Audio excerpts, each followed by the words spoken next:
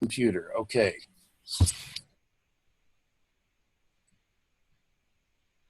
Okay, supposedly I'm recording. I'm going to trust that I'm recording and I'm just going to go for it. We've got most of the people here anyway. Okay, so there we are. And I'm going to go to the table of contents, which is actually on this page. So what you're going to find over here on the right-hand side, does everyone see course competencies? Yes. Okay. Yep. So Yeah. there are three sets of competencies that we're always dealing with courses at Fielding. Fielding competencies, media psychology as a department competencies, and course competencies. And you can see any one of these right here. Now, having said that, they're under revision as we speak. So if you look at these and find them to be different elsewhere, it wouldn't surprise me at this point. This time, next semester, everything will be fine, but we're sort of in between, but that's okay. Whatever they are, they're going to end up being close to this. The course competencies are right here. And so every week I refer to those course competencies that we'll be addressing that week, like explain, discuss, modify your own ethical perspectives and biases, collaboratively explore the nature of ethical development from historical, philosophical, and so on perspectives, and so on. So if you're ever wondering, why am I here? What am I supposed to learn in this class? That's what you're supposed to be learning in this class. And then week by week, everything is explained, what we're doing. And so let's go to week 1, your ethical self.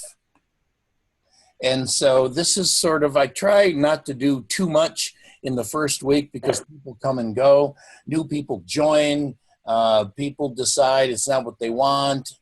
Other people go out, people who decide it's what they want go out and tell their friends, and other people sign up.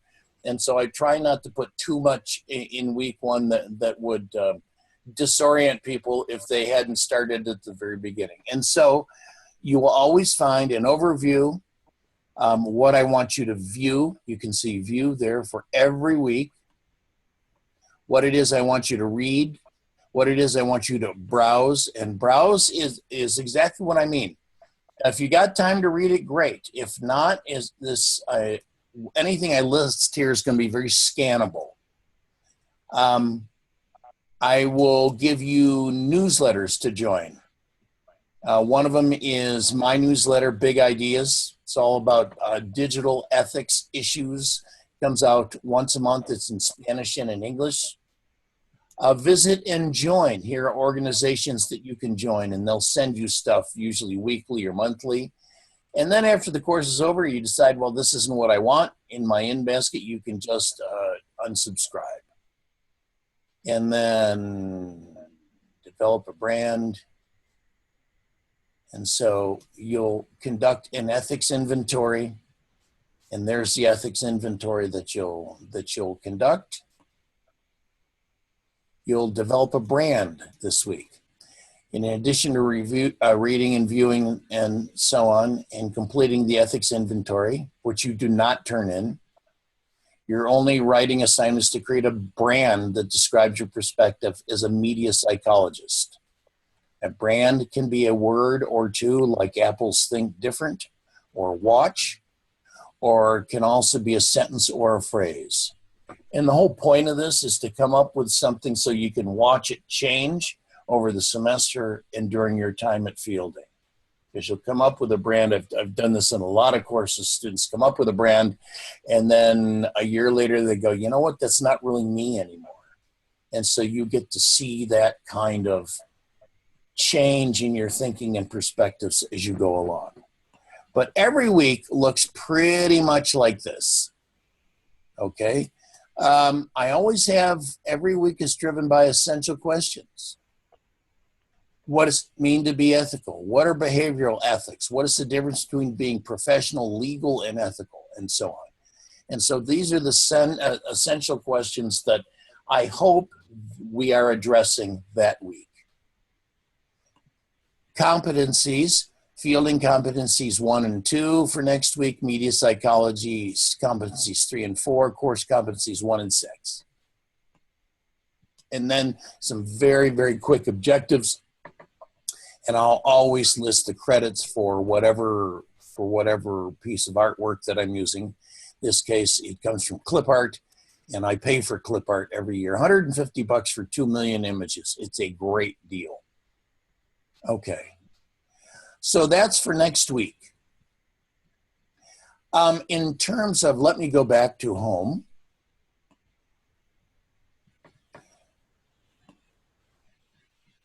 Every week, there'll be some Moodle discussion, and I'll ask one of you to go ahead and lead the discussion. These are names from last year. Hang on a second.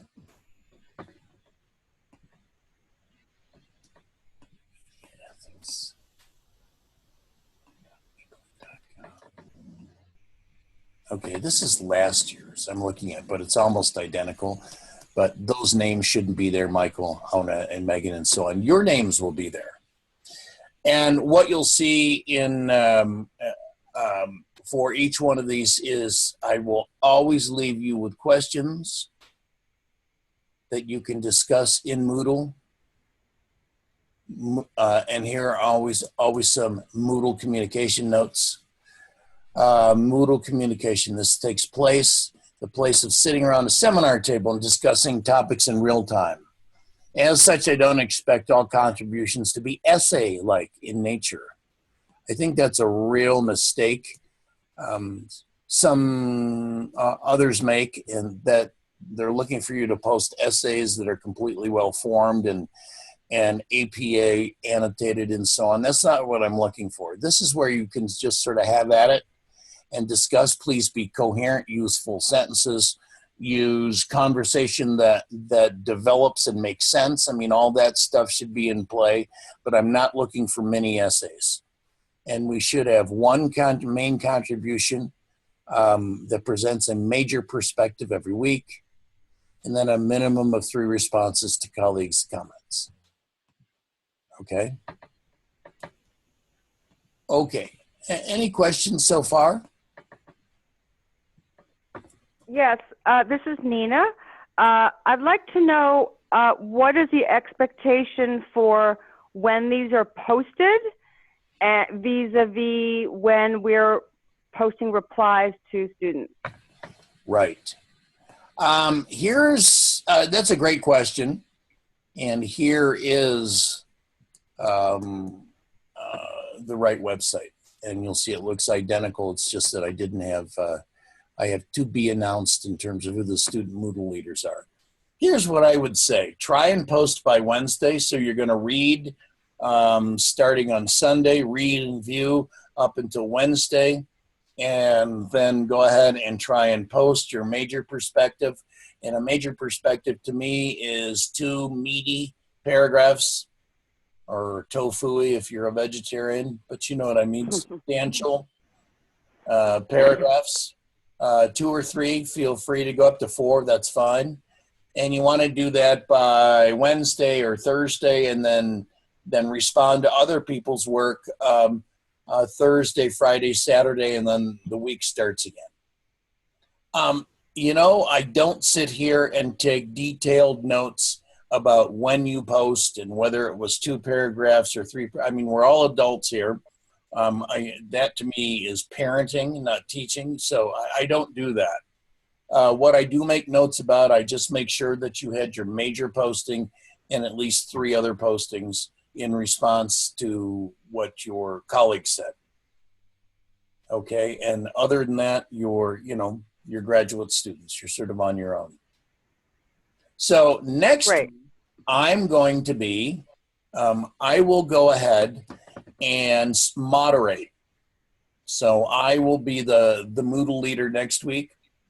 And in so doing, I hope I sort of model at least one way to curate and move conversation along. I find I always have to watch out for making it look like there's a right answer or wrong answer just because I am, quote unquote, I'm using air quotes at the moment, the teacher. Okay, so again, we're all adults and you're smart people, so that's not the point. If I come in and question you, it's not because I think you're, again, air quotes, wrong.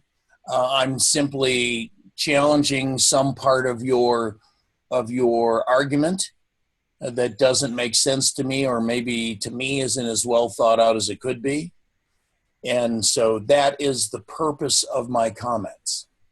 And so that's what I'm trying to model for those of you who are Moodle leaders from week to week. That's all being a leader is really. It just means you're really on top of the conversation. There's no extra work other than that, other than the fact that you're going to make probably a lot more comments that week than other people, because you're going to read something and say, that wasn't clear. I'm not sure what you meant by that. Is that something you actually read, or is that something you feel? And as I tell students all the time, I don't really care what you feel, but I do care what you think. And in this era of fake news, I'm particularly sensitive to people just saying stuff because they want to say it. We are perhaps the last bastion against fake news. People like us, PhD students, particularly in media psychology. We are the keepers of the truth when you get right down to it, or at least we are keepers of an argument that is supported by facts.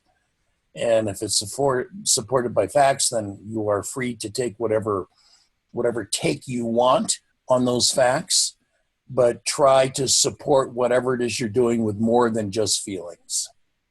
Does that make sense? Yes.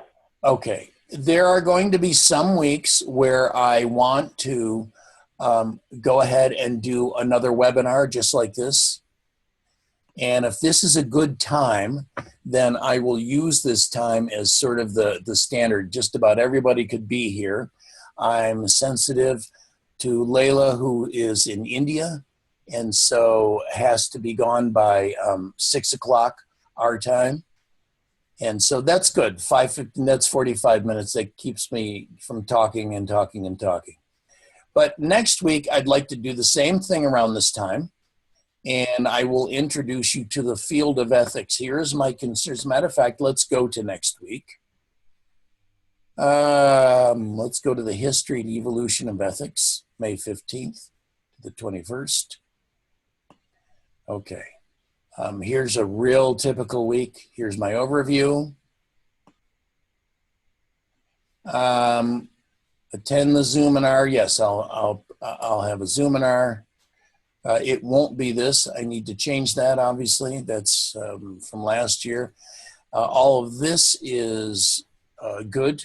Field and competencies, media psychology competencies, the origin of ethics, ethics philosophy from the Encyclopedia Britannica. This is all free. I try to use as much free material as I possibly can. There's very little you have to buy for this course.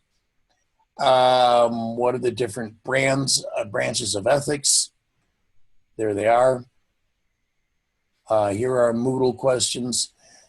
Here's my concern, is that if I sit down with all of you and I say, well, who thinks that's ethical or unethical? Or what do you think, what are the ethics of this situation? Everybody brings assumptions about what ethics is or are when they to that conversation. And if I were to stop and say, wait a minute, before we go any further, how do you define ethics? You would all define it at least somewhat differently. So I'm trying to give you a solid footing in what ethics really is, not how we've adapted it, but how it really, really is. And what it really is according to the study of ethics. And ethics is, among other things, a study. It's a branch of philosophy that asks particular questions and that has evolved in certain ways and has certain sort of schools and so on. And I want you to know what those are. So that's what next week is all about. Okay. Click here. to watch a recording of the Zoominar mentioned above. Oh, that is from, again, from last year. What I do is I take the Zoominars and I will put them back up on the website for anybody who missed them, or if you want to review them. Okay, and then the following week, notice if I go here and I click here, I can go to developmental ethics. Okay, the third week is about more individual ethics. So for the previous week, we zoomed way out and we saw ethics in the big picture. Now we look at ethical development as a number of psychologists and philosophers have looked at it. And the reality is that regardless of culture, we all tend to develop ethically in terms of our ability to consider ethical situations in more or less the same way. So what does that mean in terms of addressing ethics with people? If you're addressing ethics with a 10-year-old versus a 50-year-old, they're two very, very different experiences because of where they are at in their ethical development. Okay. And again, competencies, overview, so on and so forth. Let's go to number 4. Now, I had as a teacher, Marcia McLuhan's one of the greatest media theorists who ever existed. And I just happened to be fortunate enough to be one of his students. And so we will now take all the ethics that we've considered up until this point and look at it through the lens of media psychology and media analysis, and in particular through the eyes of Marcia McLuhan. And I believe I'm going to have a Zoominar that week as well because if I'm not an expert on McLuhan, I certainly know a lot about him. And you should know a lot about him. It will guide you in your dissertation, your research, and everything else. Then we spend week 5 assessing media and assessing technology. Now we get very practical and very real.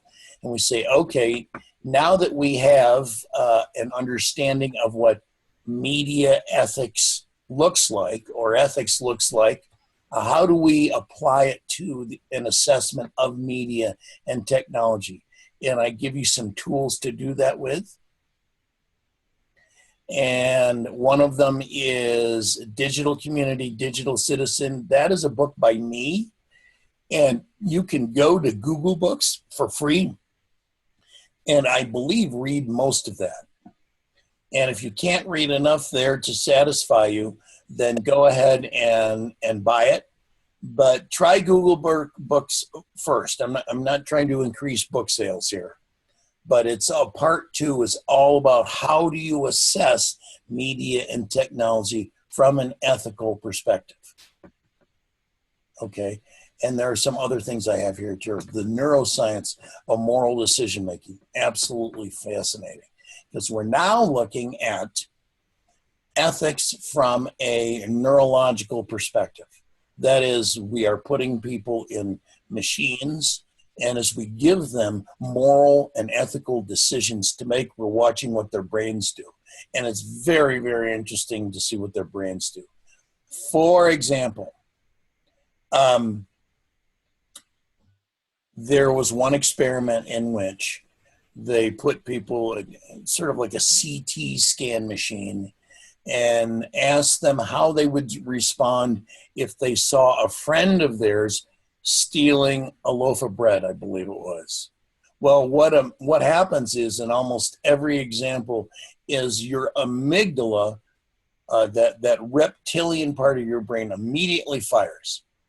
And then almost nanoseconds later, your neocortex fires, which is to suggest that you have some sort of ethical core that comes right out of the very depth of your neurology, which is quickly followed by you asking a bunch of questions about it. Like, well, I don't know, if I turn them in, won't that make me look like an unfeeling kind of guy? Maybe they're so hungry they need to steal. Do I really care about that? How will I appear? What are the legal ramifications of this, and so on. All those kinds of things that the Western mind asks.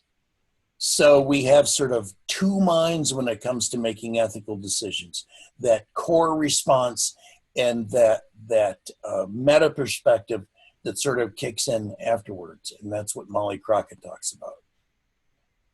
Okay, and so on. Coming over here to consumer ethics. This is one of my favorite weeks. You're going to read and view, you're going to view a lot.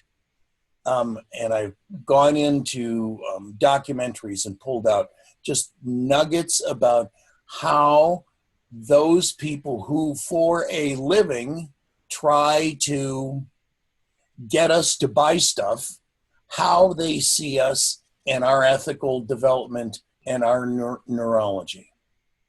And we'll also have Carrie Perry do a Zoominar that week on the history of advertising. I've seen her do it 5 times. I can't wait to see her do it again. All those questions you had about what is advertising? Where the heck did it come from? Who started this thing called advertising? When did the psychologists get involved, and so on? She will answer all of those questions, and you'll walk away with a great historical perspective in 45 minutes of what advertising is and where it came from. Okay.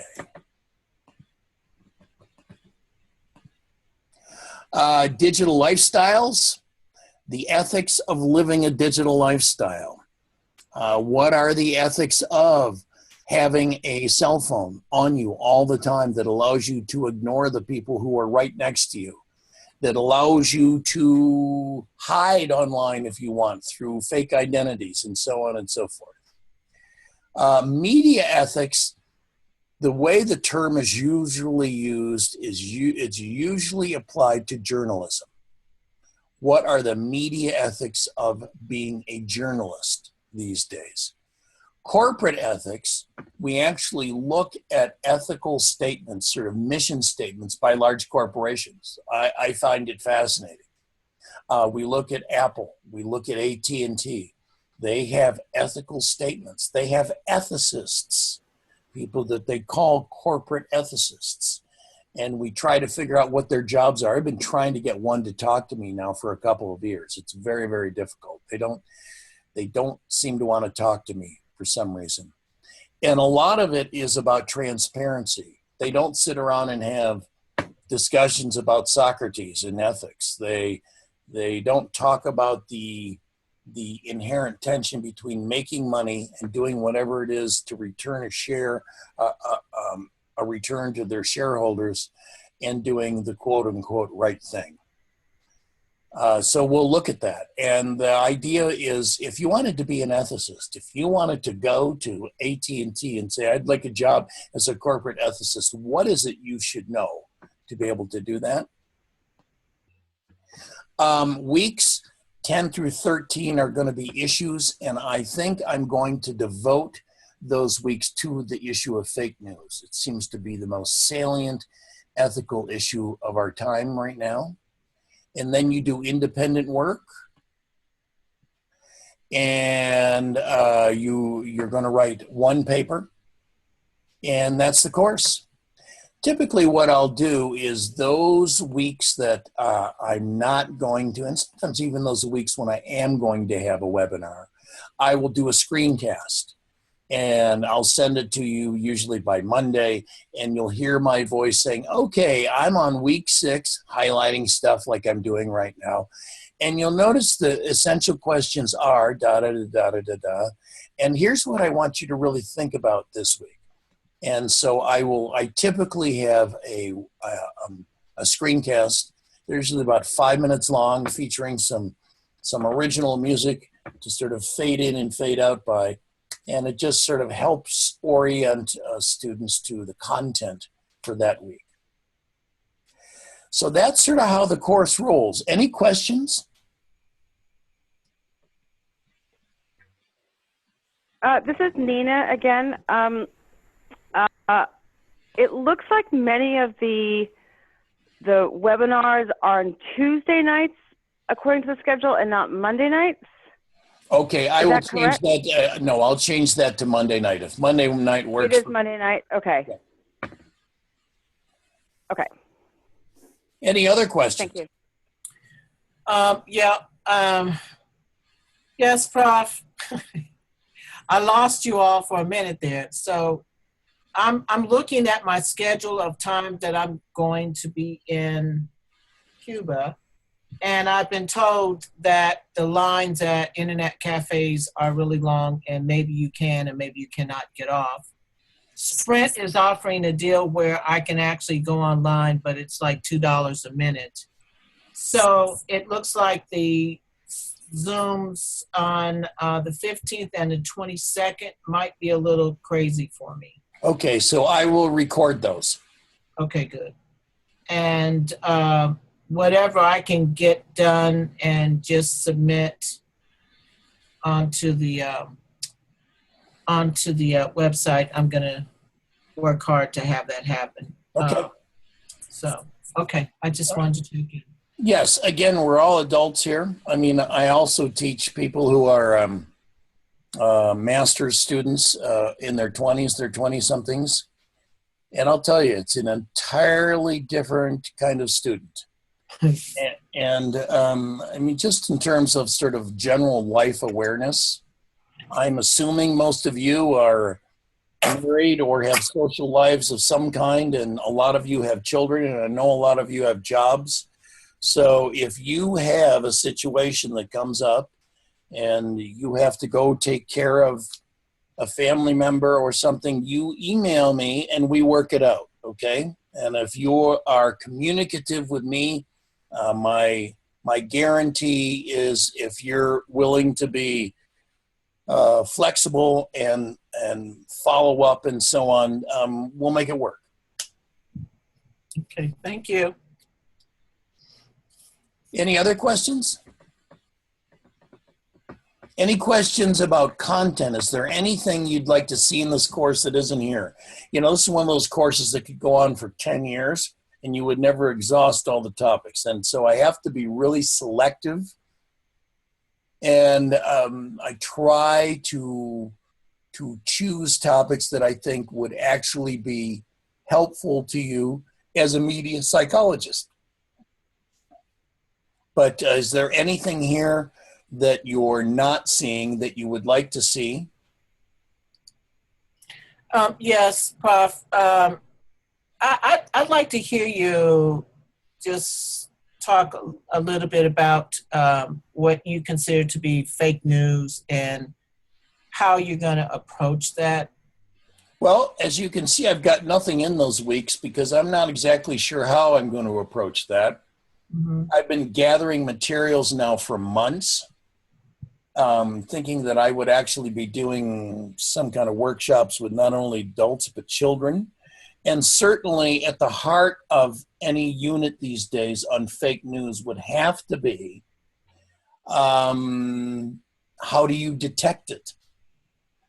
And so I'm really looking for tools at this point that help us look at something and go, that's probably not honest, true, and real. And I know what the standard sort of line is. Well, we have to go in and verify our sources. Well, you know what? You just don't have time to do that. Nobody has time to do that. You can't take everything that you read on Google News and stop for every so-called fact and go out and make sure that that's real and not false. So how do we sort of ascertain whether something is the truth in real time on the fly? I think that's the real issue in front of us. And that, I suppose, is going to be where my focus is going to be. Okay. Thank you. Yep. Anybody else? Any other questions? Jason, this is Valerie, and I was wondering about the link to the ethical quiz. When I click on it, it doesn't link to the quiz. Is it happening later, or? It's in. No, you know what? This is probably the bane of all of us who try to teach on the web. Okay. It worked just last week, so I will just have to go and dig it up and see if I can find it someplace else. It happens all the time. Okay. It would be so much easier for me to have you guys just buy a textbook, but it's just too unresponsive to the fluid nature of the topics that I teach. So that's fine. And by all means, if you find a link that doesn't work, report it to me immediately. Okay, thank you. Yep. Anybody else? Just a thought on the reliable sources thing. Have you heard of the CRAP test? Yes.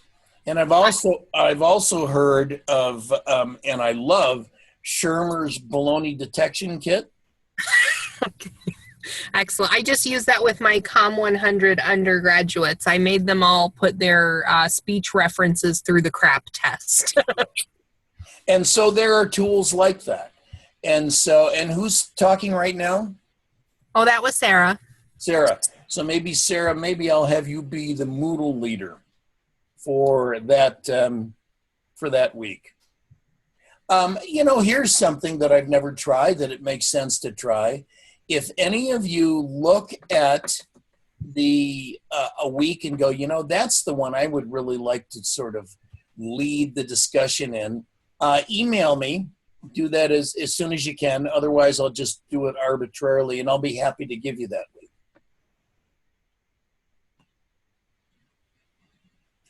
Okay.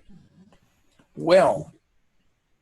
So this is Nina again. Yes. I don't mean to be the one on the details, but I just want to be clear on the expectations. So this week, it's the week 1 assignments, and those Yes. are all due this Wednesday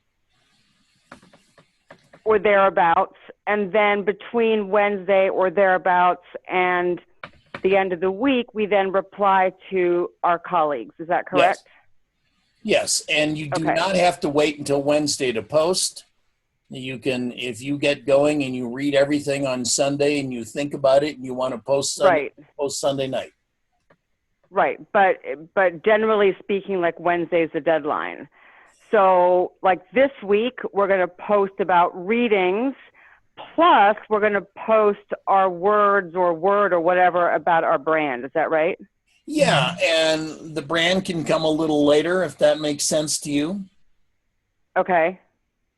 And again, Okay. Okay. And when we post, we're posting in Moodle. Yes. Okay, so let me go to Moodle.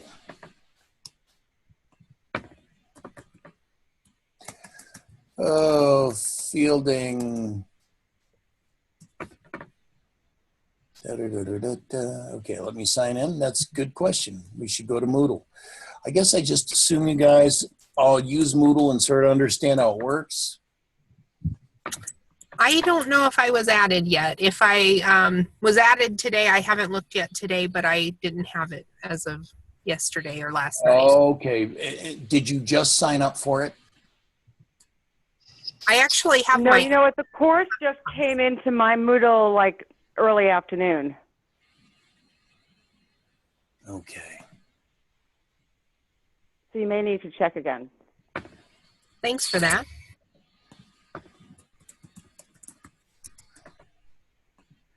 So, like for my question, I know how to use Moodle. It was more of a question because I haven't worked with a professor who has another site, so I didn't know whether they wanted us to post on the Weebly site or on the Moodle site. No, it's on the Moodle site. Okay, this is really strange, you guys. I went in and I completely populated this for 771 and put in all the topics and saved it, and now everything is gone. Oh, crap. All right, I'll go in and figure out what's going on. That happened to another course of mine, so I think it might be on the Moodle fielding side. I don't think it's you. Yeah, Yeah, okay. That makes me feel a little better. Yeah.